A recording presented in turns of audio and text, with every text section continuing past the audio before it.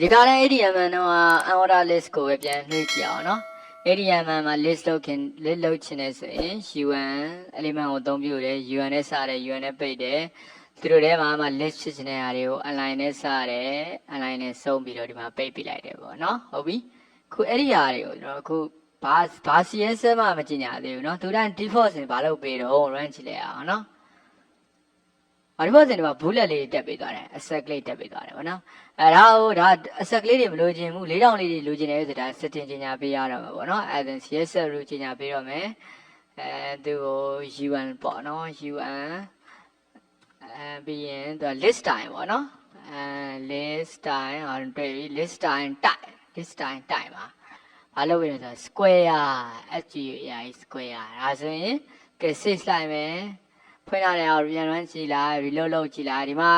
wine လေးတွေဖြစ်နေတယ်နော် wine လေးတွေဖြစ်နေတယ် asset လေးတွေဖြစ်နေတယ်ဟော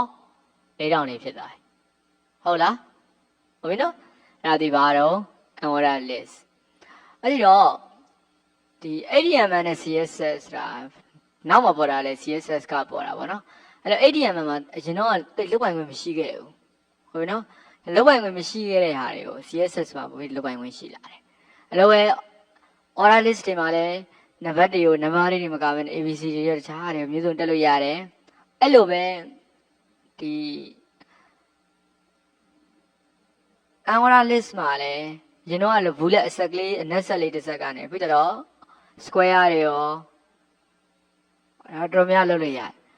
နောက်တစ်ခါကိုယ်စိတ်ကြိုက်ပုံတွေကစဒီ order list မှာဖော်ပြလို့ရတယ်အဲ့ဒါကိုနောက်ထပ်ဝင်နေတယ်မှာဒီ UN တုံးပြီးတော့လုပ်ပြပေးမယ်ဟုတ်ပြီနော်အဲ့တော့ဒီ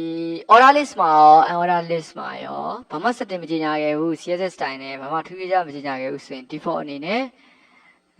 ဒီ order list ဆိုရင် decimal ပေါ့နော် decimal ဆိုတာ12356 auto တက်သွားမယ်